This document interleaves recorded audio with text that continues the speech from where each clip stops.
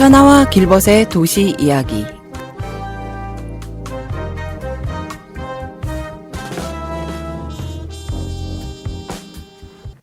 어느덧 12월, 격동의 한 달을 보내고 있습니다. 아직도 여러 가지 일들이 복잡하게 얽혀 있지만 한동안 멈춰선 듯했던 일상이 이제 조금씩 제자리로 돌아오고 있는 것 같죠. 2024년의 12월, 이 시기를 역사는 한국 사회의 커다란 전환점으로 기록할지도 모르겠습니다.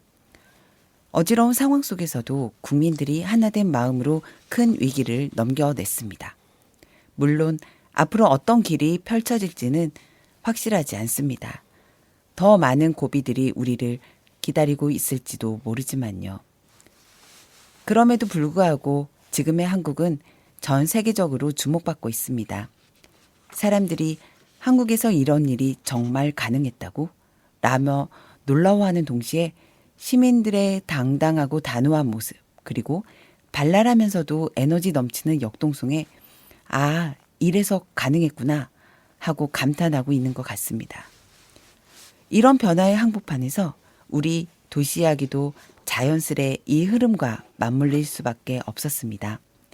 도시에 사는 사람들의 생각과 이야기가 모두 이 주제로 쏠렸으니 말이죠. 하지만 이제는 차분히 돌아가 원래 이야기하려던 도시의 모습들을 다시 담아볼 때가 된 것 같습니다. 9월에 시작했던 도시 이야기. 어느덧 오늘은 2024년의 마지막 월요일입니다. 올 한 해 도시 이야기를 함께 나누며 마무리할 수 있어 감사한 마음을 담았습니다. 나는 반딧불이 한가림 노래로 오늘 시작해 보겠습니다.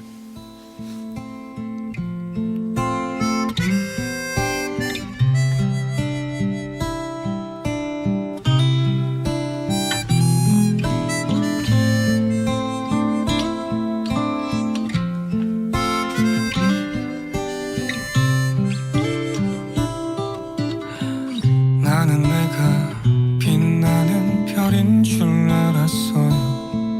한 번도 의심한 적 없었죠. 몰랐어요. 난 내가 벌레라는 것을. 그래도 괜찮아. 난 눈부시니까. 하늘에서 떨어진 별인 줄 알았어요. 소원을 들어주는 작은 별. 몰랐어요. 난 내가 개똥벌레라는 것을. 그래도 괜찮아. 난 빛날 테니까. 나는 내가 빛나는 별인 줄 알았어요. 한 번도 의심한 적 없었죠. 몰랐어요. 난 내가 벌레라는 것을.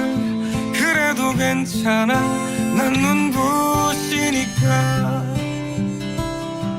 한참 동안 찾았던 내 손톱 하늘로 올라가 조승달 돼버렸지.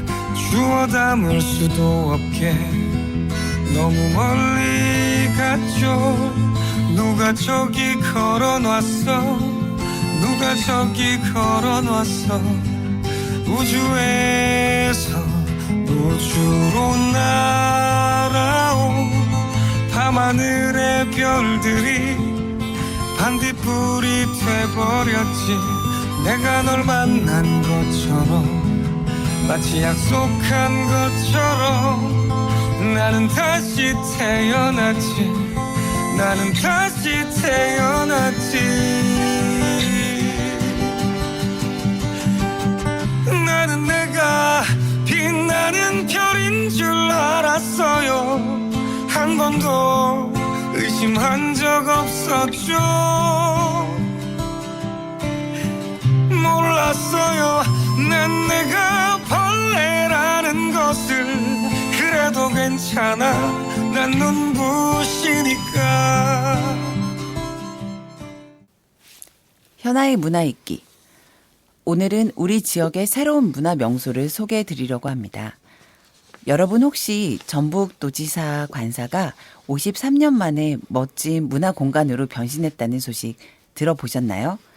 이름도 귀여운 하얀 양옥집인데요. 올해 5월에 개관했답니다. 이곳은 시민 누구나 다양한 문화를 즐길 수 있는 복합 문화 공간으로 탈바꿈했는데요. 전북특별자치도 문화관광재단이 운영을 맡아 전문가와 주민들이 함께 머리를 맞대고 공간의 역사와 잠재력을 살릴 방안을 고민했다고 합니다. 역사를 좀 들여다보니 1971년에 지어진 2층 양옥집으로 처음에는 전북은행장 관사였다가 이후엔 전북부지사 관사로 그리고 27년간 도지사 관사로 사용되었다고 하네요. 한옥마을 안에 자리 잡고 있어서 이제는 새로운 명소로 떠오르고 있습니다. 그리고 이 하얀 양옥집에서 지금 정말 흥미로운 전시가 열리고 있는데요. 2025년 2월 9일까지 열리는 주민 참여형 기획전시 이름하여 작은 손 큰 상상인데요. 전주 한옥마을 중심에 있는 중앙초등학교 정규생이 예술가와 함께 만든 작품을 선보이고 있습니다. 우리 동네 한옥마을을 주제로 자연, 전통, 일상을 담은 작품들이라고 하니 정말 기대되지 않나요? 참 하얀 양옥집은 매주 월요일은 쉬고요. 화요일부터 일요일까지 문을 연다고 합니다. 한옥마을에 가시는 길이면 이 특별한 공간에도 꼭 들러보세요. 정감 있고 따뜻한 분위기를 느끼실 수 있을 겁니다. 길벗의 일침 9월에 시작해 넉 달이 흘렀고 꽤 많은 분들을 모시고 이야기를 들었습니다. 조금씩은 달라 보여도 역시 같은 말씀드립니다. 도시계획에서 그 공간의 주인인 시민들의 목소리를 어떻게 담아내는지에 달려있는 것이라는 공통적인 말씀이었던 거죠. 홍천동에 이전에 35사단이었던 부지에서 군부대가 임실로 이전함으로써 남은 공간, 지금은 그곳을 에코시티라고 부릅니다. 도시계획의 확장을 통해 한참 추진됐던 시점에 꽤 많은 주변 사람들한테 이런 이야기를 했던 적이 있습니다. 군부대가 있던 모습을 그대로 살려 길도 그대로 활용하고 호수와 나무들도 그대로 살리고 심지어는 막사나 훈련장 등을 그대로 살려 매우 훌륭한 공간으로 만들 수 있지 않을까 같은 소리였죠. 굳이 새로 지어야 한다면 전체적으로 크게 균형을 깨트리지 않는 범위에서 아파트와 같은 공동주택도 일부 들어가되 기존에 존재하는 것들을 살릴 방법들이 많지 않겠느냐와 같은 생각이었습니다. 오늘 다뤄질 이야기에서는 저의 이런 생각을 그대로 구현해낸 도시가 소개될 것 같은데요. 전주 에코시티가 저와 같은 방식으로 접근되었다면 그 도시와 같은 도시로 태어날 수도 있었을 텐데 라는 아쉬움이 남습니다. 사실 우리가 해야 하는 건 이런 기법과 사례 그리고 방향이 무엇일지를 찾는지는 아닐 것 같습니다. 오히려 너무 가볍게 이런 식으로만 접근되어 탈이라고도 여겨집니다. 개인적으로는 오늘의 에코시티에서 에코가 전혀 느껴지지 않습니다. 오늘 소개할 도시와는 근본적으로 다른 것 같은데요. 무엇이 다를지 기대감으로 오늘의 이야기를 대신하겠습니다. 현아가 읽어주는 사진 한 장. 오늘 소개할 사진 한 장에는 3가지 풍경이 담겨져 있습니다. 신문 기사에 실린 사진인 것 같은데요. 우선 사진에 적힌 설명부터 그대로 읽어드릴게요. 프라이부르크 시민들이 자전거를 타고 교통신호를 기다리고 있다. 사람과 전철, 자전거만 다닐 수 있는 옛 시가지. 90개의 환승 시내버스 노선이 전철과 연계되어 있다. 이제 사진을 하나씩 자세히 묘사해 볼까요?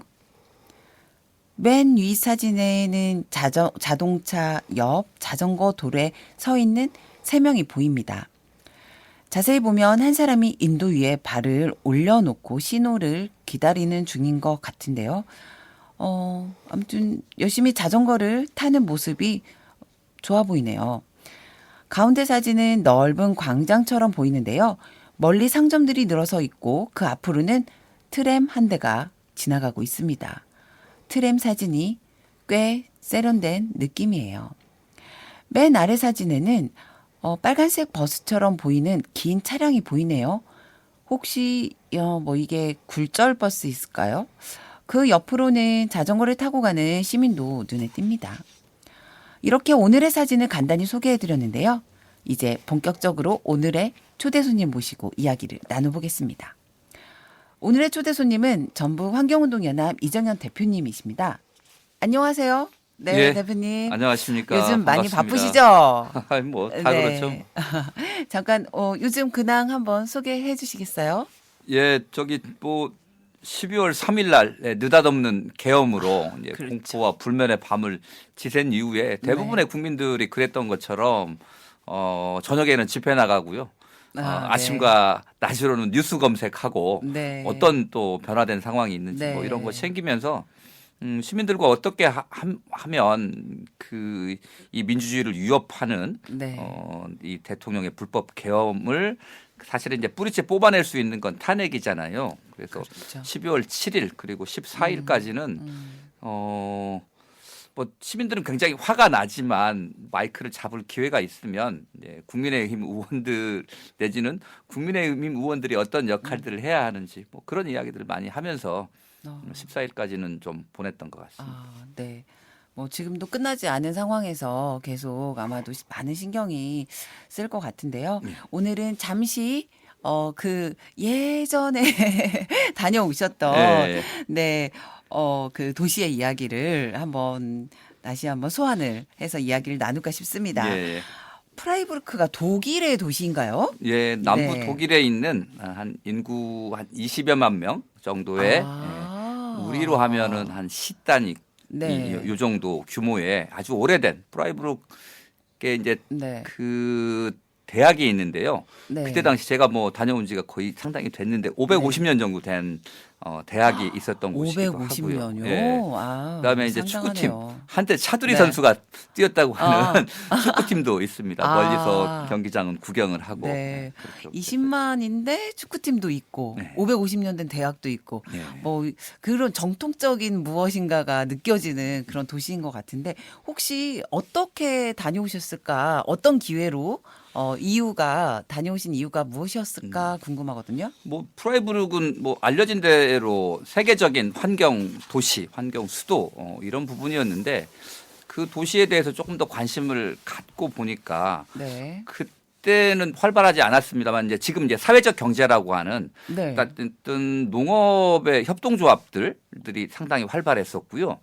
그 위에 이제 다양한 형태의 어떤 정치 참여, 시민 참여라고 하는 부분들이 환경 문제를 좀 넘어서서 다양한 형태로 시도되고 있었던 그런 부분들이 이제 더 관심이 있었던 것 같습니다. 그래서 이제 그때 당시에 이제 시민단체들이 공모, NGO 국제 연수라고 하는 부분들이 있었는데요. 네. 이제 공모 서류를 내고 이제 심사 절차를 통과하면 이제 일부를 지원을 해주는 그래서 네. 대략은 한 절반 정도는 자부담을 했고 절반 정도는 그 지원을 좀 받아서 공모 사업 지원을 받아서 갔고요. 네. 때는 여성 단체 활동가 그리고 환경 뭐 원래는 이제 인권까지 같이 가려고 했었는데 네. 그런 눈으로 좀 하나의 도시를 좀 종합적으로 다방면으로 보자 이런 취지로 이제 다녀왔던 거죠. 네. 상당히 얼굴 표정이 좀 전에 근황 얘기할 때보다 훨씬 환해지는 느낌이 좀 들어요. 아니 옛 네. 기억을 이렇게 네. 소환을 해주시는데, 그러니까 이 도시의 문제 의식은 여전히 살아 있고요. 네. 사실 20년 제가 2006년에 갔으니까 거의 20년 18년 전 전에. 얘기거든요. 네, 몇 십 년 다 그러네요. 돼가요. 예, 네. 근데 이제 저도 지역에서 나름 열심히 환경 운동을 했고 우리 한국 사회도 굉장히 환경적인 측면, 그다음에 네. 도시 계획적인 측면에서 굉장히 많은 빠른 변화와 그렇죠. 성과들을 가지고 네. 왔는데 다시 그때의 기억을 되돌려보고 도시의 경영이나 운영을 놓고 보면 우리는 아직도 그때 당시 그러니까 20여 년 전에 독일 프라이부르크에 비해서도 한참은 좀 뒤떨어지고 있다라는 생각이 좀 들었고 네. 그러면서 이 도시를 다시 한번 가보고 싶다라는 아, 그런 네. 생각이 들었습니다. 네. 기회가 있으면 좋게 저도 따라가야 되려나 보네요. 사진에 대해서 네. 하나씩 한번 궁금해요. 이제 맨 앞에 이제 세 분이서 자전거 타는 사진은 어떤 사진인가요? 그러니까 프라이부르기 이제 여러 이렇게 환경 정책들이 잘 되어 있는데 이제 네. 그 중에 하나가 대중교통 정책이에요. 대중교통 정책. 예, 대중교통 정책은 이제 대기 오염 물질을 줄이는 문제. 네. 최근에는 이제 온실가스 감축에서의 네. 교통 수송 분야의 비중이 매우 높기 때문에 이런 부분들 좀 줄여야 된다라고 얘기를 하잖아요. 네. 그래서 이제 주의 깊게 본 것 중에 하나가 대중교통 중에 그 중에 하나 이제 수송 분담률이 가장 높은 자전거. 그 다음에 그 노면 경전철입니다. 노면 경전철은 이렇게 큰 도시가 아닌데 네. 그 대중교통 이 노선이 한 40여 킬로 정도 깔려 있고요. 여기 한 그때 당시에 한 83개 정차역 노선이 4개 노선이 있었으니까 도시 규모에 비해서 정차역과 노선 길이가 상당히 촘촘하게 잘 되어 있고요. 네. 지금 보시는 것처럼 네. 사람이 많이 있는 곳에 경전철이 들어가 있잖아요. 네. 그러니까 사람이 많이 모이는 곳에 경전철이 들어갑니다. 그래서 도시 원도심 사람이 모이는 광장이 역세권 기능까지 하면서 도시를 굉장히 활발하게 만드는 이제 그런 기능을 하고 있는 곳이어서 한번 뽑아봤고요. 세 번째는 그러니까 자전거와 노면 경전철이 네. 갈 수 없는 곳은 외곽 지역을 순환하는 이 이제 버스입니다. 버스인데 네. 자전거도 실을 수 있고 네. 경전철 자전거와 연결이 돼 있고 이게 또 철도와 또 연결이 돼 있습니다. 철도도 우리가 얘기하는 뭐 무궁화 정도가 지나가는 이런 노선들과 연결을 시켜가지고 그 도시를 중심으로 해서 외곽까지 그 순환할 수 있는 그런 연결 체계들이 자전거, 노면 경전철, 버스, 철도까지 이렇게 이어져 있는 거고요. 첫 장면에 제가 이 사진 자전거 탄 네. 분들이 지금 딱 보면 네. 그때 당시만 해도 우리 자전거 도로가 그렇게 많지 않았던 시기인데 네, 그렇죠. 자전거 도로가 있고요. 지금 신호가 빨간 신호등이 켜져 있어서 네. 자전거도 멈춰 있고 승용차도 멈춰져 있는 상황인데요. 네. 여기 재밌는 거 제가 여기에는 못 실었는데 네, 네. 이때 어떤 상황이었냐면 날이 흐렸고요. 이제 비가 막 쏟아지려고 하는 상황이었습니다. 아. 저희는 이제 우산이랑 다 챙겨왔는데 이 사람들 저희도 생활 자전거 탈 때 비가 올 때 가장 난감하잖아요. 그렇죠. 이거 어떻게 하지? 그래서 네. 이 사람들 힘들겠는데 저 어쩌지라고 하는데 이분들이 신호 대기 중에 이 다음 장면인데요. 너무나 자연스럽게 가방이나 장바구니에서 비옷을 꺼내 가지고 딱 입으시고 딱 서 있는 거예요. 준비된. 네. 네. 그 장면이 사실은 저는 너무 인상적이어서 제가 이제 네. 이 사진을 썼는데 요거를 다 설명은 하지는 못했던 것 같습니다. 그래서 그러셨구나. 예. 그렇게 해서 그 대중교통 그 분담률이 그러니까 예를 들면 프라이부르크의 자전거가 한 25만 대 정도가 있어요. 그러니까 1인당 인구만큼은. 인구 이상의 자전거를 좀 가지고 있고요. 그리고 이제 전체적으로 이렇게 해서 그 대중교통 수상 분담률이 그러니까 1980년대 초반에 비해 가지고 2000년대 초반 20년 네. 사이에 15%에서 28% 정도로 늘어났습니다. 그리고 나머지 대중교통이 한 11%에서 18%로 늘어났고요. 자동차는 29%에서 23%로 줄어들었는데요. 저의 선입견은 이걸 꼭 말씀드리고 싶었어요. 네. 저렇게 대중교통 중심의 도시를 경영하고 운영을 하는데 여기는 심지어 도심지 주택가는 이미 그때 당시에 제한 속도가 30이었어요. 우리 지금 학교 앞에 30 하는 게 네. 아직도 불편하고 익숙하지가 네, 않잖아요. 그렇죠. 근데 이미 이때 30이었고요. 근데 그래서 이 동네는 자동차 가지고 못 살겠네. 그렇게 생각을 했는데 그렇지 않았습니다. 차들이 네. 오히려 소통이 굉장히 잘 되는 겁니다. 막히지 않고. 그렇죠. 대부분 네. 사람들이 대중교통을 이용하기 때문에 네. 근데 차는 필요하잖아요. 내가 병원을 간다든지 그렇죠. 아니면 뭔가 짐을 좀 무거운 짐을. 많이 날아야 된다든지 네. 이렇게 돼 있는데 또 이런 분들을 위해서 이 자동차를 대여해 주는 네. 우리나라에도 지금 그런 사람들이 많이 있잖아요. 공유차나 네. 뭐 이런 거. 그때 이미 아까 말한 역 앞이나 이런 데들에 이제 자동차를 렌탈해 주는 거가 있는데 재밌는 건 뭐냐면 짧은 시간에 이용하는 건 아주 싸요. 네. 근데 긴 시간 또 그 뭐 며칠씩 사용하게 되는 것들은 이게 누적 요금이 더 많아지는 겁니다. 네. 그러니까 짧게 이용하는 것들 자동차가 반드시 필요할 때는 네. 이 자동차를 이용하되 길게 자동차를 이렇게 오래 쓰는 거는 또 사회적 비용이라든지 환경 부담이 들어가니까 이거는 더 높은 가격을 먹인다는 겁니다. 이 원리가 똑같이 이제 전기권 시스템에도 그런 게 있고요.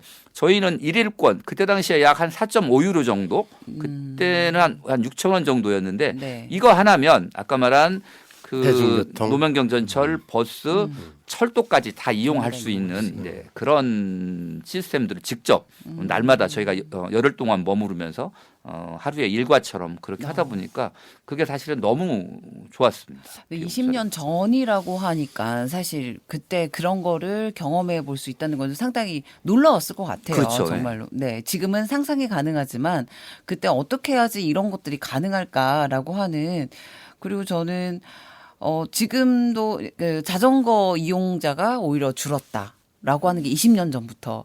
그러니까 말씀하신 대로 현재 상황도 상당히 궁금하네요. 그렇죠. 네. 아마 더 줄었고 네.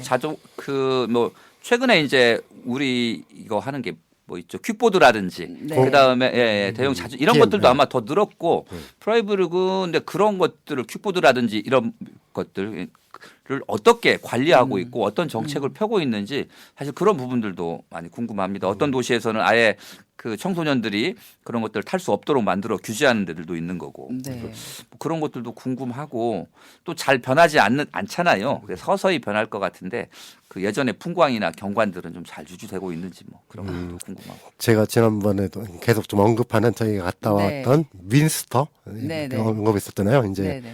독일에서 손꼽히는 네덜란드만큼 자전거를 많이 타는 네. 도시 중에 하나인데 프라이브도 그 반열에 들어갈 거예요. 독일에서 손꼽히는 대중교통이나 자전거의 도시거든요. 근데 이제 전반적으로 지난번에 민스터 얘기할 때도 그랬지만 그 1차적으로 그 첫 시도가 좀 성공적으로 그 정착을 했고 지금은 다시 업그레이드한 과정. 민스터 같은 경우 자전거 버전 2.0 이런 얘기를 표현을 하거든요. 프라이브로 또 구체적으로 살펴보지는 못했지만 그런 과정을 가고 있을 것 같아요. 그러니까 지금 이제 전주 같은 경우는 참 그러니까 자전거 도로나 대중교통이나 뭐 이런 상황들이 막 얽혀 있잖아요, 이렇게. 그런데 말씀하신 대로 이제 기본적으로 사람들의 이동이나 뭐 이런 것들은 혼자서 이동하고 이런 건 자전거로 이동을 하는 게 편하게 되어 있고 또 거기에 따라서 이제 조금 더 빨리 이동해야 되거나 하면 노면 경전철을 이용하거나 버스를 그 외곽으로 나갔을 때 버스를 이용하거나 이런 거가 그러니까 순차적으로 되어 있구나. 이렇게 했을 때 사람들이 이런 걸 이용할 때 훨씬 편하겠다. 그러니까 반면에 이제 전주 같은 경우는 차를 이용하는 게 편한 느낌? 뭐 이런 게 여전히 있는 거죠. 그러니까 그런 것이 상대적으로 많이 느껴지는 것 같은데 그때 이제 이런 걸 보면서 전주에 일정 정도의 이런 것들은 도입할 수 있을까? 뭐 이런 생각도 했을 것 같거든요. 그러니까 저는 이제 규모가 전주만 해도 거의 60만 그렇죠. 넘어가는 네네, 도시고 그죠. 그다음에 유럽은 소위 이제 원도심이 광장을 중심으로 생활이나 소비권이라든지 여전히 유지가 되고 있는데 이제 우리는 이제 신도시 개발로 그러니까 예를 들면 뭐 학교라든지 네. 그다음에 쇼핑센터라든지 이런 부분들이 이동을 하게 되면서 도시가 이제 분리가 되는 부분들이 있잖아요. 그렇죠. 그런 부분들을 저는 이제 하나의 소생활권 요즘 이제 뭐 도시계획에서 뭐 중권역 계획이라고 하거나 이렇게 네. 얘기를 하더라고요. 그래서 전주 같은 경우는 이제 신도심들이 개발이 되면 신도심 내에서의 적어도 이동이라든지 생활형 뭐 자전거라든지 어떤 이동 학교를 오가는 거라든지 이런 시스템들을 중권역 내에서 생활권 중심으로 뭔가 대중교통망이든 보행이든 자전거 도로든 그런 것들이 좀 만들어지면 좋지 않겠는가라는 거였고 그다음에 이제 생활권 그러니까 뭐 중권역 길이의 이동 수단은 이제 별도로 이제 기존에 네. 있는 것들을 하나씩 바꿔나가는 방식들. 그러니까 네. 우리가 뭐 아무리 좋아도 그거를 그대로 가져오면 오늘 갑자기 그렇죠. 탱자가 될 수도 있는 네, 거잖아요. 그래서 네. 저는 늘 고민이 그러니까 독일에 있으면서도 이런 정책들이 우리 지역에 어떻게 좀 도입을 할 건가 이제 이런 고민들을 많이 했는데요. 예를 들면 자전거도 그 도시에서 여성들과 학생들이 굉장히 자전거 이용률이 상당히 높았다라는 부분들. 네. 거기 그러니까 여성들이 뭐 쇼핑이든 생활이든 뭔가 그런 쪽에서 근거리들을 좀 이용하고 학교들은 또 자전거 안전하게 탈 수 있는 조건들이 만들어지고 또 자전거를 배려하는 것들이 있으니까 아이들이 탈 수 네. 있는 거잖아요. 그래서 우리도 그런 쪽에서 뭔가 좀 방향을 좀 찾아보면 좋겠다 이런 생각을 네. 했었죠. 뭐 이렇게 계속 얘기하다 보면 뭐 좋은 아이디어들이 계속 만들어지지 않을까. 라는 생각도 잠깐 들면서 그 앞서 말씀하신 것처럼 이 그 프라이부르크에서 주민 참여형의 어떤 이러한 형태들 이런 것도 궁금해서 보셨다고 보고 이제 가셨다고 들었는데요. 그것과 관련해서 조금 더 말씀해 주실 수 있을까요? 그 이제 뭐 독일이나 이런 부분들은 이제 여러 중요한 국가적인 과제를 결정하는 데 있어서의 어떤 시민의 참여 권리들을 네. 누구에게나 다 보장하는 뭐 네. 그런 것들이 많이 있지 않습니까? 뭐 네. 사회적 대타협이라든지 뭐 국민의 권리들이 사회 계약으로 인정되는 그 과정에서의 여러 가지 이제 그 민주적 절차라든지 이런 부분들이 상시 우리보다 많이 앞서 있고요. 네. 뭐 자치분권이라든지 이런 부분들도 훨씬 강한 부분들인데 독일 전체를 뭐 말씀드리는 것보다는 네. 그 프라이부르크의 보봉이라고 하는 마을이 있습니다. 보봉. 프라이부르크라고 하는 이 네. 세계적인 환경 도시의 중에서도 가장 핵심적인 어찌 보면 그때 당시에 미래 도시를 간 것 같은 느낌들을 줬던 게 보봉인데요. 그래요? 이 보봉의 사례를 중심으로 해서 네. 시민 참여가 어떻게 되는지 좀 말씀을 드리면, 네. 그러니까 보봉은 프라이부르크 시내에서 한 3km 정도 떨어져 있습니다. 그러면 프라이부르크가 시 단위 프라이부르크라는 시- 도시 예, 도시 그러니까 안에 예. 한 도시이고 보봉마을 정도는 구나 동 정도로 그렇죠. 생각하면 예, 되나요? 예, 좀 외곽에 있는 외곽에 구 있고요. 정도. 외곽에 있는 군화동 뭐 여기가 어디냐면 네네. 약 그 예전에 보봉마을은 그러니까 연합군의 주둔지 병영이었습니다. 군사 기지였습니다. 아. 2차 대전 끝나고 예. 네, 군사기지 예, 어떤 곳이 우리로 보면 네. 저기 3호사단이 주둔했던 3호사단 부지와 같은 곳인데 아. 3호사단 부지는 대략 그 우리 평수로 따지면 한 60만 평 정도가 되고요. 네. 여기는 한 11만 평 정도가 되니까 네. 에코시티보다는 규모가 한 5배 정도가 적죠. 네. 그러긴 합니다만 굉장히 크게 이제 연합군이 주둔했던 병영이 있었는데 네. 이제 그 베를린 장벽이 무너지고 네. 그 독일이 통일이 되고 그러면서 이제 연합군이 철수를 하면서 이곳을 어떻게 네. 이용할 거냐 이런 건데 그때 당시에 이제 한 두 가지 그룹들이 이 여기에 대한 활용 계획들의 의견을 냅니다. 하나는 학생 그룹입니다. 아까 프라이부르크가 네. 그 550년 네. 된 그때 당시에 대학이 있었고 여러 가지 이제 우리로 치면 교육 도시인 거예요. 오래된 교육 도시다 네. 보니까 이제 학생들의 발언들 그리고 이제 그 학생들이 주거권을 요구를 했고요. 네. 이 거기에 있는 군사 병영이니까 막사 같은 형태로 건물들이 있지 않습니까? 네, 네. 이거를 우리가 살 수 있도록 우리에게 네. 그 넘겨달라. 가난한 네. 학생이 살 수 있는 네. 주거권. 예를 들면 기본 주거권을 보장하라라고 네. 하는 부분들을 제안하는 그룹들이 하나가 있었고요. 네. 다른 하나는 여기에 그 우리가 여기가 이제 흑림이라고 하는 독일의 흑림이라는 흑림. 어두워서 보이지 않을 정도로 네. 하는 유명한 그 흑림이 있는 그 숲이 아주 울창한 숲이 있는 곳이기도 하고요. 이 숲에 대한 보존 운동도 있었고 그다음에 체르노빌 그 사고 이후에 이제 방사능 우려들이 있으면서 탈원전 운동 이런 운동들이 상당히 활발했던 곳들인데요. 우리가 이곳을 생태적으로 환경적으로 아주 모범적인 공간을 한번 만들어 보자. 이게 보봉의 생태 마을을 건설해 보자. 시민 참여로. 그래서 시민 자치 모임이라고 하는 보봉 포럼이 활동을 하고 있었는데요. 이 두 개 단체가 서로 이제 협의를 해 가지고 그 새로운 건물을 지어서 기숙사를 제공하는 방식이 아닌 기존 건물을 개조를 해서 학생들에게 주거권을 네, 보장해주고. 보장해줬고요. 분양 아주 저렴한 게 분양을 해줬고 포럼 보봉은 생태 도시를 어떻게 만들 것인가에 대한 원칙들을 마련했죠. 그래서 여기는 태양광으로 간다. 기본 집은 삼중 유리로 돼 있는 거를 겹으로 해가지고 그 패시브 하우스를 짓는다. 그리고 이 마을 안에는 차가 들어오지 못한다. 아이들의 놀이터와 그 안전권을 확보하기 위해서 주차장은 마을 입구에다 만든다. 그리고 열병합 발전소를 또 짓더라고요. 에너지를 마을 앞에 조그맣게 거기가 이제 네. 독일은 이제 숲이 많이 우거져 있잖아요. 네, 네. 우리는 또 좀 다른데 그 나무 잔재물이라든지 이런 것들을 그 바이오매스라고 하는 이 펠릿을 네. 만들어 가지고 그걸로 이제 그 다시 돼서 재사용할 수 열을 있는. 얻는 거죠. 그렇게 하고 그 뭐 쓰레기 발생량은 줄이고 물 사용량도 줄이는 그리고 콘크리트라든지 이런 것들을 새로 만들어서 공사를 하지 않는다. 이제 이런 방식으로 해가지고 그 이 원칙에 동의하는 사람들한테 땅을 분양을 하고 네. 이분들이 이제 집을 지어서 마을을 이뤘는데 여기 색깔이요 되게 예뻐요. 마을이 노란색, 빨강색, 파란색 네. 원색적인 느낌들이거든요. 그래서 그냥 쉽게 누가 그냥 합의해서 했냐 그랬더니 이 지붕 색깔도 다 마을 주민들이 합의해서 집 질 때마다 이렇게 토론을 했는데 어떤 때는 뭐 8시간도 걸리기도 하고 그랬고요. 또 어떤 데서는 길을 뭐 포장해 준다라고 하면 아니 우리 그런 거 필요 없고 우리 공동체가 함께 즐길 수 있는 이런 바베큐장을 하나 만들어줘. 네. 그래서 바베큐장 만들었고요. 그다음에 놀이터가 요즘 이제 우리나라에서 도입된 아이들이 놀면서 숨어서 놀면서 즐길 수 있는 체험형 자연형 놀이터들 네. 이렇게 예를 들면 뭐 굴도 좀 만들어 놓고 네. 나무를 막 오를 수 있는 나무 오두막도 만들어 놓고 그런 방식으로 대부분 그 놀이터들도 좀 많이 만들어 놨고요.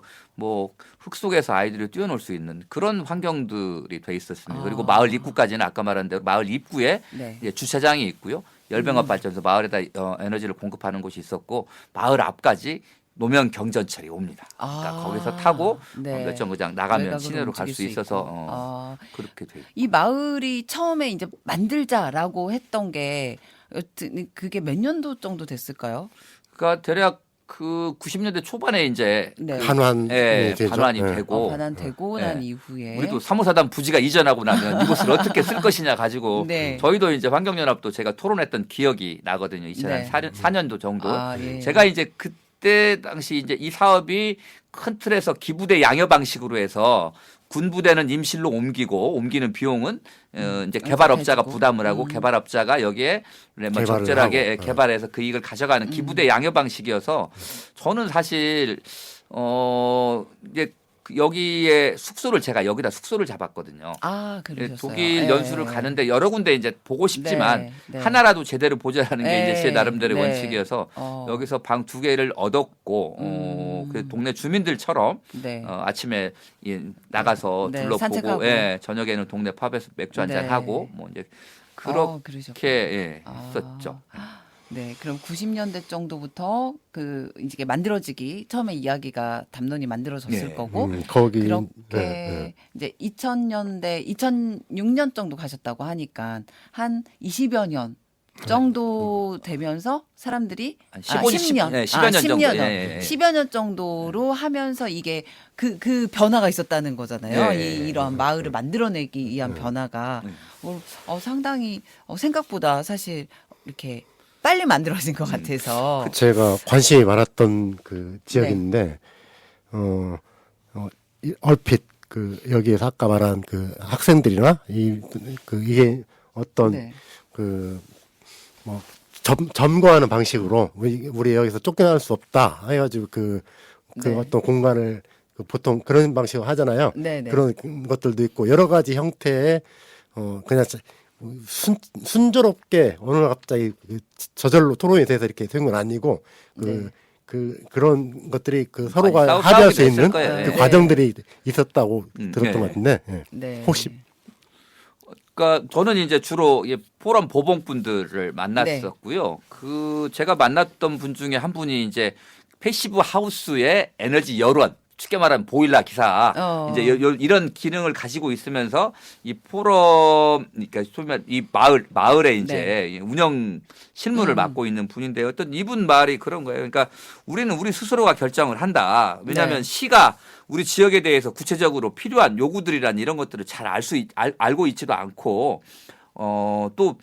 그 무슨 시설이 필요한지는 우리가 더 잘 아는 거 아니냐. 그렇게 해서 이제 그 굉장히 자부심이 있더라고요. 우리의 문제는 우리가 해결한다라는 네. 그 원칙 하에서 이제 아까 말한 뭐 방법 이런 거예요. 우리가 가장 빠른 이동 수단이 뭐냐라고 하는 부분들을 합의를 한 거잖아요. 근데 모두가 다요. 우리가 여기서 차를 가지고 있고 그 시스템으로 갖추고 있으려면 우리가 원하는 생태 도시의 원칙을 훼손할 수밖에 없으니 우리가 보기에는 그 다른 대중교통망을 우리에게 연결하는 것이 가장 중요하고 그게 가장 빠르게 우리가 이동할 수 있는 수단을 얻는 거다라고 판단해서 이제 그런 부분들을 대중교통 활성화하는 부분과 마을을 굉장히 연계를 얘기를 했다고 하더라고요. 그래서 뭐 그런 내용들도 좀 많이 들었고요.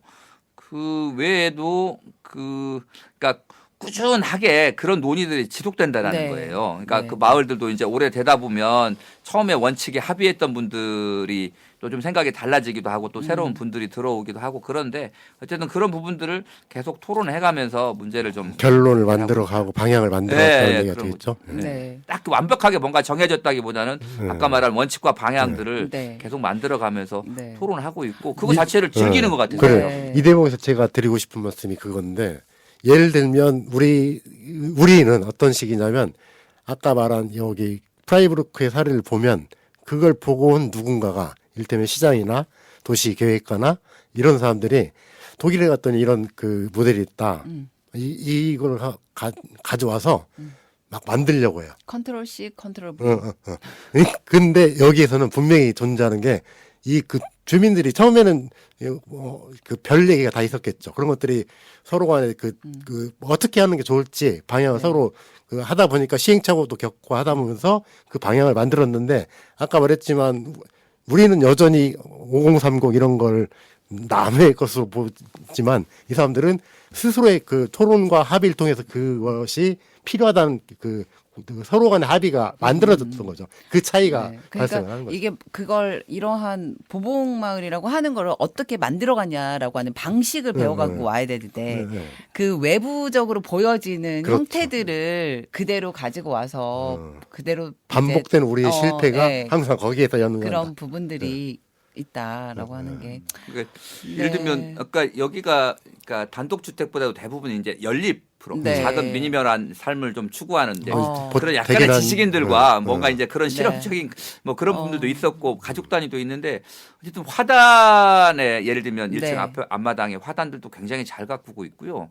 그다음에 뭐 이런 울타리라든지 이런 부분들도 뭐 놀이터라든지 이런 부분들하고 잘 연계해가면서 이제 환경적으로 보면 그 우리가 이제 비오톱이라고 하는 네. 뭔가 좀 그 생물이 서식할 수 있는 이런 구조들이 돼 있는 거고 이런 또 자연들이 아이들의 놀이의 소재 또 이런 그 울타리들이 쭉 이어져서 어디 쭉 뭐 따르다 보면 아까 모래로 된 이렇게 네. 놀이터들이 있고 거기에는 뭐 나무 위에 집 같은 아이들이 항상 꿈과 같은 곳이잖아요. 네. 그리고 뭔가 숨을 수 있는 곳들 뭐 이런 부분들하고도 쭉 연결이 돼 있었고 이런 부분들이 이제 그 대부분 이제 합의를 통해서 어떻게 할 건가를 네. 계속 논의해서 했던 거고요. 그다음에 패시브 하우스도 지금 우리나라도 패시브 하우스 열풍이 좀 불었었잖아요. 네, 네. 에너지 소비를 하지 않는. 네. 근데 이제 거기도 굉장히 독일 사람들 원래 실용적이긴 하지만 뭐 방향에 따라 가지고 창을 얼마만큼 내야 이거를 달성할 수 있다. 이런 것들을 계속 합의를 해서 가장 최적화된 패시브 하우스 모델들도 많이 만들어가고 네. 있습니다. 그래서 뭐 그때 당시에 제가 봤던 건 헬리오트롭이라고 하는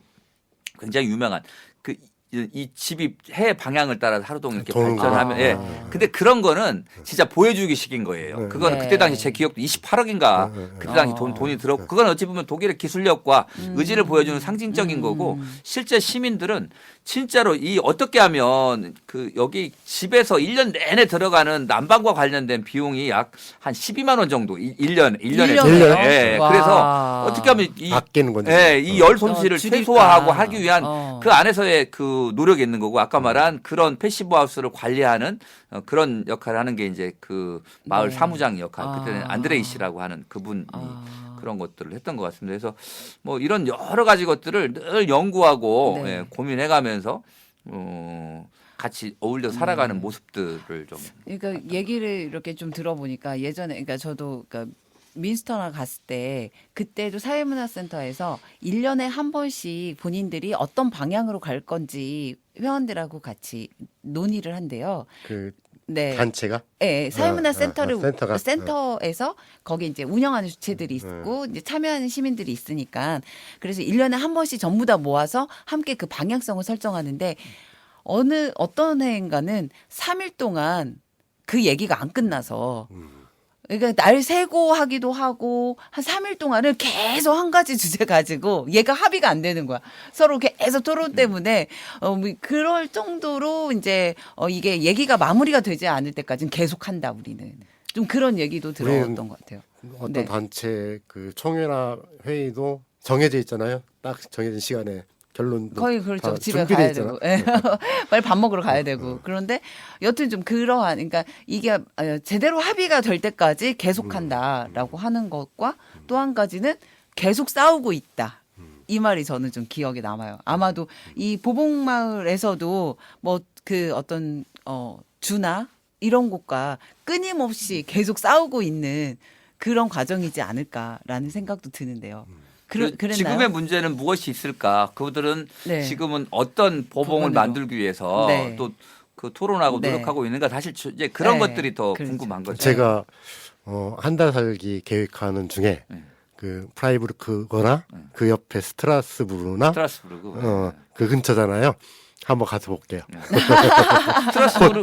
스트라스부르크는 한 시간도 안 걸리는 거예요. 한 그러니까 시간 정도 걸리나. 거기하고 스위스하고 이렇게 예, 세 나라 만나는 바젤도 한 시간이면 갑니다. 예. 네. 제가 이렇게 얘기하니까 뭐 굉장히 그쪽 잘 알고 원래 살고 오신 분들인 줄. 원래 서울 안 가본 사람이 가본 사람만 더 잘한다. 한 번 가본 사람인데 근데 저는 그러니까 한 번은 다녀왔지만 네. 아까 말한 10일 동안 그 동네에 살면서 그 도시의 시스템에 그대로 녹아 들어갔고 하루에 한 번 정도는 그 단체를 끌어가시는 분들, 그 시를 끌어가시는 단체 이제 회원들을 네. 공식적인 자리에서 만났고 또 그분들은 저희 한국에서 온 그때 당시 이제 저희들이 또 좀 젊어 보이잖아요. 젊으셨죠. 예, 젊기도 했고 또 30대 초반? 아니, 30대 후반이었는데요. 후반. 예, 뭐 네. 사진상으로 보면 청년으로 봤을 거예요. 그래서 이제 청년 같아 보입니다. 예, 저희 활동하는 걸 보여주니까 이분들 그때 이제 분투라고 하는 단체는 독일의 유명한 큰 환경 단체예요. 네. 네. 저희하고 네트워크를 같이 하는 지구의 벗 소속 단체이기도 한데 이제 그 여기는 회원 수가 상당히 많아요. 네. 거의 10,000여 명에 육박을 하고 있었고 회비는 우리 절반 정도의 그 네. 1인당 납부하는 회비는 그런데 회원 수가 훨씬 많았고 이 분투라는 데들은 이제 우리는 이제 저처럼 상근자들 중심의 활동인 경우들이 많잖아요. 그렇죠. 회원들 대부분이. 후원하고 하는데 네네. 분투 같은 경우는 뭐 회원도 많기도 하지만 상근자는 2명 내지 3명 정도 저희보다 오히려 네. 적었고 오히려 한 40여 개 정도의 회원 모임들이 있는 거죠. 활동하는 네. 것들을 좀 지원하고 근데 아까 말한 이제 주정부, 네. 시정부나 주정부하고 이런 문제 그다음에 또 큰 문제들이 있잖아요. 이제 그런 네. 것들을 좀 해주는 그런 건데 저희 활동하는 것들에 또 관심을 굉장히 많이 갖더라고요. 네. 한국 사회의 어떤 역동성에 대해서 그래서 네. 저희도 저희를 소개를 해야 되니까 네. 이러한 일을 한다고 했더니 한 쉽게 말하면 프라이부르크에서 한 30km 떨어진데 완주 고산 정도 사는 네. 그 프라이부르크의 시의원도 했던 지리 선생님과 네. 그 프라이부르크 분투의 악셀마이어 굉장히 막 나무 위에 올라가서 저항하고 이런 네. 역사를 가진 이분들이 자기 자랑하고 싶어가지고 그래서 왔더니 막 자기 옛날 막 투쟁하던 사진 우리한테 막 보여주면서 나도 옛날에는 이랬다 막 이러면서 자기 집이 그 예전에 된 축사를 고쳐가지고 한 200년 정도 된 이런 200년. 예, 됐고요. 그다음에 밥을 사주시더라고요. 그 야. 전 시의원님 지리교사하고. 네. 근데 거기는 500년 된 마국간을 고쳐가지고 한 그런 거여서 사실 그때 뭐 상당히 오래전이고 우리 K의 위상이 이렇게 높지는 않았지만 적어도 한국 시민사회 민주화 네. 운동에 이런 부분들은 독일은 이해가 좀 있더라고요. 네. 그래서 이제 그런 것들도 교류하고 네. 뭐 상당히 환대를 받고 그러고 왔던 기억이 있습니다. 정말 듣기만 해도 재밌네요. 그럼 잠깐 쉬어가는 시간으로 해서 두 번째 음악을 들을까 하는데요. 초대 손님께서 선곡해 주셨어요. 어떤 곡이시죠? 직접 소개해 주실까요? 네, 청계천 팔가입니다. 네. 이 노래는 이제 약간 락 발라드 노래거든요. 보통 민중가요 하면 노래패들이 불렀는데요. 87년 민주화 운동의 거센 열기가 잠시 식어가면서 네. 각자 이제 자기의 역할들이나 일들을 찾아 나갈 때쯤 그때 천지인에서 이 노래를 발매를 했던 기억이 납니다.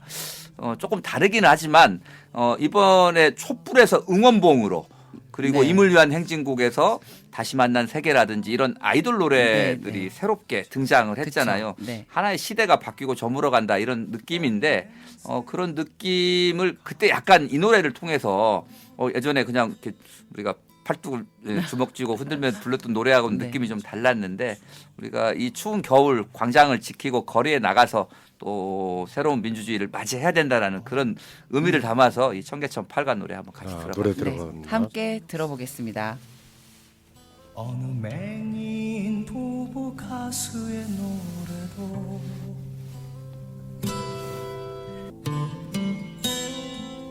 어느새 물든 노래거리여 우연 헤드라이트 불빛에 덮쳐오는 가난의 풍경 술렁이던 한낮에 뜨겁던 흔적도 어느새 텅 빈 거리여 칠흑 같은 밤 쓸쓸한 청계천 팔가 산다는 것이 얼마나 위대한가를 비참한 우리 가난한 사랑을 위하여 끈질긴 우리의 삶을 위하여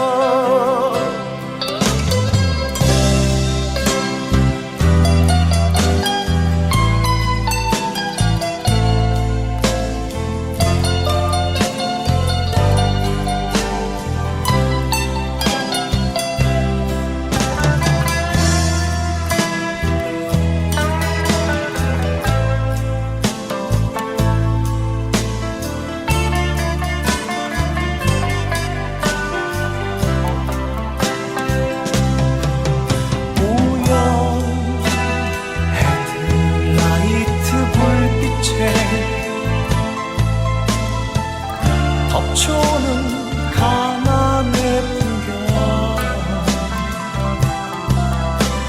술렁이던 한낮에 뜨겁던 흔적도 어느새 텅 빈 거리여 칠흑 같은 밤 쓸쓸한 청계천 팔가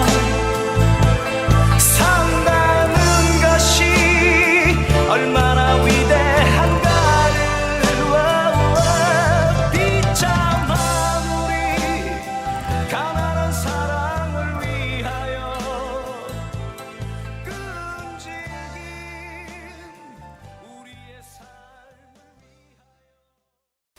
옹고지신 전주. 옛것을 익혀가되 새로운 것들을 알아가다. 혁신은 나를 지키되 거듭 태어나는 것. 옹고지신 전주를 말해봅니다. 이 코너는 시절이 바뀌고 사람이 바뀌어도 이어가면 좋겠다고 생각하는 전주에 대한 것과 좀 달라지거나 바뀌어 나갔으면 좋겠다고 생각하는 것들을 말씀하시고 마무리하는 시간입니다. 이정현 대표님 앞에서 여러 가지 이야기를 상당히 많이 한 것 같아요. 그런데 이제 혹시 뭔가 떠오르는 이야기나 어떤 이렇게 더 말씀해 주실 부분이 있을지 궁금합니다. 아니 사실 프라이브룩 이야기를 좀 네. 더 길게 해야 되는데 대중교통하고 이런 건데 사실 진짜 재밌는 얘기가 있었거든요. 아, 그래요? 네. 그럼 얘기해 주세요.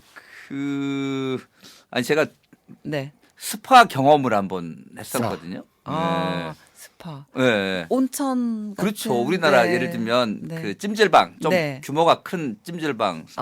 인데요. 찜질방 스타일이 있어요? 예, 거기를? 그러니까 저희를 가이드했던 친구가 네. 이제 거기 이제 환경연합에서 자원활동하다가 유학 갔던 친구고 재생에너지를 공부하는 친구인데 네. 이 친구가 이제 거기 스파와 우리나라하고 비슷하게 또 헬스클럽이 연결이 돼 있어요. 우리도 네. 헬스클럽 끊으면 네, 같이. 그 네. 스파 이용할 수 네. 있잖아요. 찜질방. 네. 근데 이제 그런데 이 친구가 같이 한번 갈 거냐라고 슬쩍 한번 던지는 거예요. 그래서 네. 뭐 왔는데 열흘이나 되니까 우리도 스파 한번 가보고 찜질방 한번 가보고 싶지. 이제 그랬더니 네. 거기는 그러니까 옷을 다 벗고 네. 누드 거기 스파한 거예요. 그 남녀 그냥 구분 네, 없는 데잖아요. 네. 아, 네. 아니 그 옹고지신이라고 얘기를 하고 새로운 혁신이라고 하니까 순간 도전을 한번 해볼까? 이거 문화인데 그랬더니 같이 가자고 하는 거예요. 근데 이제 네.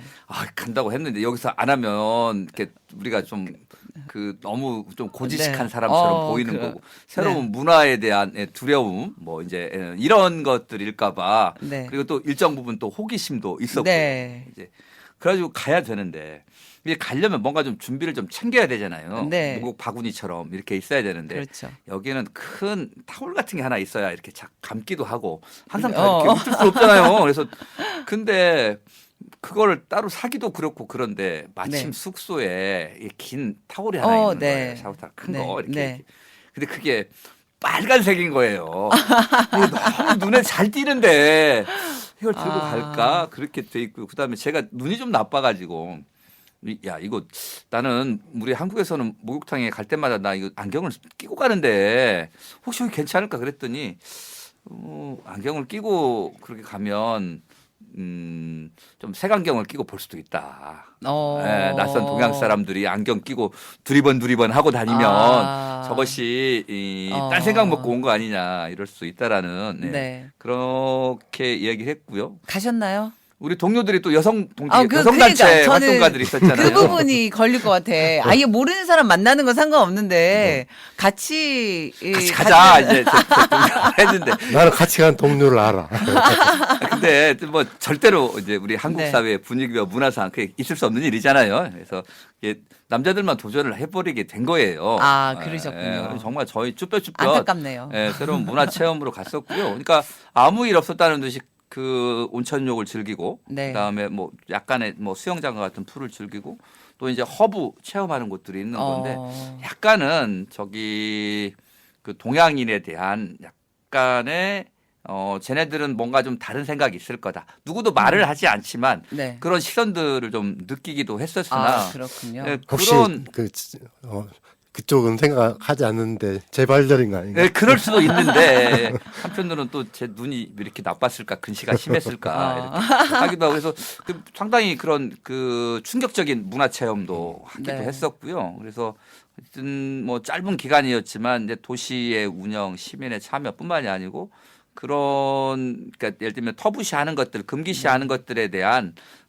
저항, 또 뭐 이런 것들이 좀 있어서 잊기 네. 어려웠던 그런 일이었던 원래 이렇게 여행을 그렇게 골목 여행 뭐 이런 걸 가면 항상 가는 게 그러니까 그 동네 카페 아침에 빵 구워주는 그 카페하고 펍하고 동네 목욕탕 그 필수 코스인 것 같아요. 그러니까 꼭 가야 될 것 같습니다. 네. 네, 재밌는 말씀 감사합니다. 아, 참 올해가 환경운동연합 30주년이었다고 들었는데요. 예. 네. 시국이 어수선해서 네. 1월 달 정기총회로 기념식을 넘겨서 진행하기로 했다고 들었어요. 네. 저희가 뭐 원래 이제 연말이면 이제 환경인상 시상식과 네. 이제 회원들 송년회 밤을 네. 같이 해서 좀 1년간 환경을 위해 애쓰신 분들 저희는 네. 늘 뭐 운영위원회 할 때마다 김밥 먹습니다만 환경을 위해 애쓰신 분들 또 우리를 지원해 주신 회원들과 좀 따뜻한 밥 한 끼 먹자 해서 그런 행사를 좀 재미나게 좀 준비를 했는데 네. 갑작스러운 이 비상계엄과 탄핵정국 그러니까요. 사태가 터지면서 아이고. 우리가 나라를 구하는데 우리 국민들 시민들이 앞장서는데 단체가 그럴 수 있겠냐 싶어서 1월로 좀 네. 미뤘습니다. 아, 저희가 뭐 오늘과 내일이 크게 다르지 않잖아요. 근데 저희가 그렇죠. 내년 이제 30주년, 31주년이 시작되는 해인데요. 어쨌든 뭐 봄이 오기 전에 탄핵을 종결을 짓고 네. 또 그래야죠. 탄핵의 과정에서 우리 굉장히 다양한 그러니까 지난 2017년 촛불을 통해서 우리 사회의 법과 제도를 한 단계 더 업그레이드 시켰어야 되잖아요. 네. 저는 그게 개헌이었다고 생각을 하고 그런 개헌의 과정에 사실 뭐 국회도 정개특위 아니 그 정치개혁 특위라든지 아니 헌법개혁 특위를 만들었었고요. 그 대통령실에서도 아마 국민들의 헌법 개헌과 관련된 뭔가 특위를 만들어 가지고 네. 활동을 하고 했는데 이게 이제 여야 간의 어떤 입장 차이 네. 그리고 입법부와 행정부 안에 약간 네. 누가 이거를 주도할 건가 네. 뭐 이런 부분들 그리고 뭐 국민투표법이 발의가 아니 그 개정이 되지 않은 상태에서 사실 이게 안 됐거든요. 네. 그리고 그래서 네, 뭐 그 이후에도 코로나 때문에 안 되고 그래서 결국 우리가 그때 민주주의를 한 단계 제도로서 완성시켜 놓지 못했기 때문에 윤석열의 비상계엄 있을 수 없는 일들이 다시 벌어지는 거 아닌가. 그리고 우리가 그때 당시에 정치 체제라든지 이런 부분들 제대로 그 개선하고 개혁하고 바꿔놓지 못했기 때문에 내란 수괴를 다시 국민의힘 정당이 다시 윤석열을 옹호하는 네. 그리고 그런 방식으로 시간 끌기를 한다거나 내란 수괴가 여전히 일정 부분의 권한을 행사하고 있고 여당이라고 하는 정당이 이걸 좀 오히려 애워싸주고 지켜주고 있는 거잖아요. 이런 일들이 반복돼 있다라는 생각이 좀 들어서 저는 이번에 탄핵 과정에서 우리 사회의 어떤 개혁 과제들을 조금 더 구체적으로 좀 드러내고 이 거리와 광장에서 이런 이야기를 지금부터 해야 된다 생각을 하고요. 네. 이 개헌 과정에서의 국민과 시민의 역할들이 가장 중요하다. 제가 보기에는 정치권에 이거 맡겨서 될 일 아니다라고 생각을 합니다. 그래서 그런 일들을 저희가 상반기 때 좀 열심히 할 거고 만약에 조기 대선이 이 진행이 되면 지방선거도 같이 출발한다고 보는 거거든요. 그렇죠. 지금 전주에 윤석열과 같은 여러 행위들이 상당히 많이 있습니다. 많죠. 그래서 네. 이런 것들을 저는 할 지역운동 거냐. 하는 사람이어서 사실 중앙정치의 관심보다도 지역의 변화 또 지역의 어떤 기득권들의 변화를 어떻게 끌어낼까 이런 게 좀 네. 관심이 더 많거든요. 그래서 네. 그런 역할들을 저희가 31주년을 맞아서 더욱더 힘있게 펼쳐나갈 그럴 예정입니다. 네, 그런 이야기를 들으니까 그래도 지역의 미래가 조금은 그려지는 것 같습니다. 다시 한번 30년 환경운동연합 축하드려요. 네. 고맙습니다. 정말 시민들과 함께 환경운동이라고 하는 영역에서 상당한 많은 역할을 했다는 계속 해온 이제 전북 환경운동연합에 정말 박수를 드리고 싶습니다. 이제 마무리하고자 하는데요. 네, 아무튼 오늘 와주셔서 너무 감사하고요. 다음 기회에 또 모시도록 예, 아직 하겠습니다. 못다한 얘기가 많습니다. 네, 예, 다음에 또 다시 그러니까 한번. 또 네. 최근이라고 하긴 그러네요. 벌써 코로나 이전 직전에 그 시애틀 또 네. 환경 정책이라든지 뭐 이런 네. 부분들 그다음에 포틀랜드 네. 가까이 또 다녀왔던 네. 이야기들도 좀 그러면 풀어낼 모셔보겠습니다. 수 다음에 있겠습니다. 한번 네. 모셔서 시애틀과 포틀랜드 이야기는 다음에 기대하도록 하겠습니다. 여러분께서 함께하고 계신 현아와 길벗의 도시 이야기. 어느덧 9월에 시작한 우리의 여정이 넉 달을 채웠습니다. 아직도 완벽하지 않은 부분들, 부족한 점들이 눈에 보이기도 하지만 그 과정에서 배우고 다듬으며 나아가고 있습니다. 그러나 방송을 거듭할수록 한 가지는 분명해지는 것 같습니다. 바로 우리가 살아가는 이 공간을 세상의 중심으로 바라볼 필요가 있다는 점입니다. 이것이 바로 우리 도시 이야기의 출발점이었고 이제는 많은 분들이 이 생각에 공감해주고 계신 듯합니다.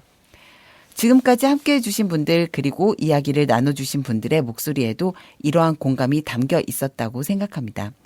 한 해가 이렇게 또 마무리되어 가고 있습니다. 물론 마무리되지 못한 채 새해로 이어질 일들도 많겠지만 그 연속 속에서 우리는 희망을 봅니다.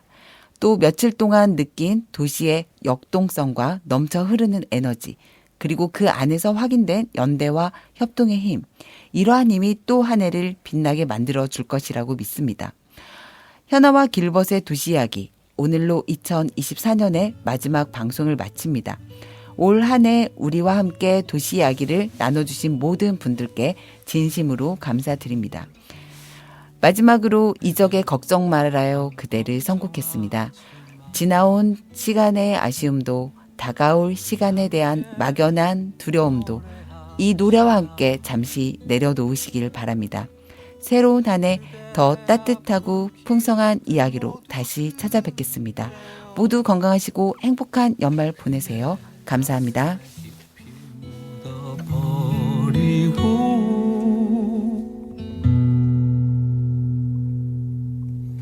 지나간 것은 지나간 대로 그런 의미가 있죠.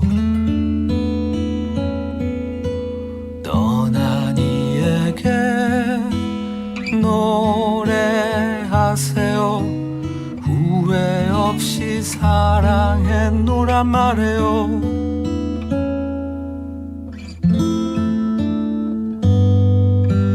그대는 너무 힘든 일이 많았죠. 새로움을 잃어버렸죠. 그대 슬픈 얘기들 모두 그대여 그대 탓으로 훌훌 털어버리고